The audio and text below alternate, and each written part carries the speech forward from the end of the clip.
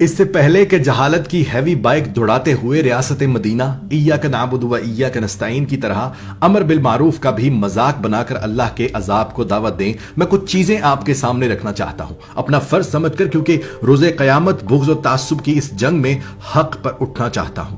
امر بالمعروف قرآن کی آیات میں سے ہے اور یہ اللہ کا بڑا واضح اور سخت پیغام ہے، جس کا مطلب یہ ہے کہ جب حق اور باطل، جھوٹ اور سچ، نیکی اور بدی میں تمہیں چننا پڑے تو حق کو چننا۔ میں نے یہاں تک پڑھا ہے کہ اگر تم حق کو نہ چنو تو یہ توقع مت رکھنا کہ تمہاری دعائیں قبول ہوں گی۔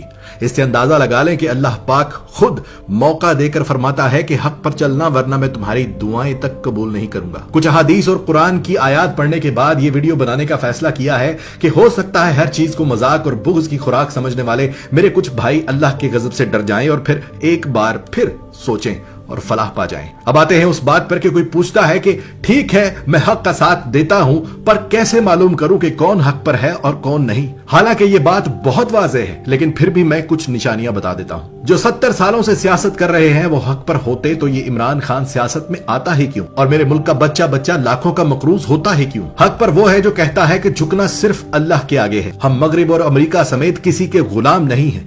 حق پر وہ ہے جو ساری قوم کو ساتھ لے کر چلتا ہے، جو ہمیشہ اپنی قوم کو متحد کرتا ہے، نہ سندھی کارڈ کھیلتا ہے، نہ بلوچ کارڈ کھیلتا ہے، نہ پنجابی کارڈ کھیلتا ہے، نہ کشمیر کارڈ کھیلتا ہے، ساری قوم کو میرے پاکستانیوں کہہ کر مخاطب کرتا ہے۔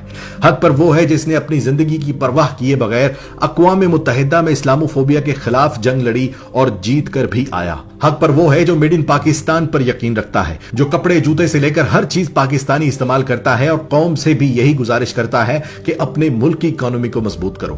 حق پر وہ ہے جو کہتا ہے کہ عوام کے پیسے سے لوٹوں کو خرید کر اپنی حکومت بچانے سے بہتر ہے کہ میری حکومت چلی جائے، کیونکہ میں نے اللہ کو بھی جواب دینا ہے۔ حق پر وہ ہے جس نے پاکستان بننے سے لے کر آج تک کا قانون بدل کر رکھ دیا کہ امیر اور غریب میں فرق ہے۔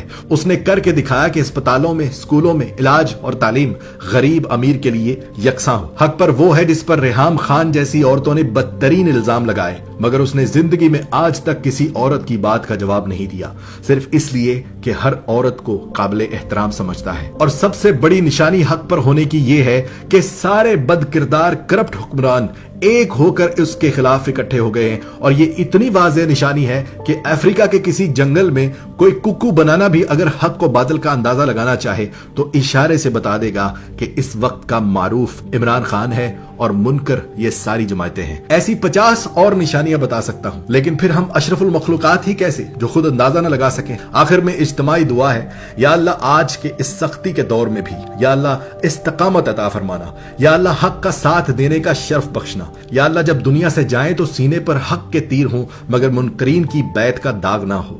یا اللہ میرے ملک کی حفاظت فرما، یا اللہ جس نے میرے ملک کو نوچا، جس نے وطن عزیز کو کمزور کیا اسے نشان عبرت بنا دے۔ یا اللہ میری آنے والی نسلوں کو بھی پاکستان کا ایک سچا سپاہی بنانا۔ آمین۔ پاکستان زندہ باد۔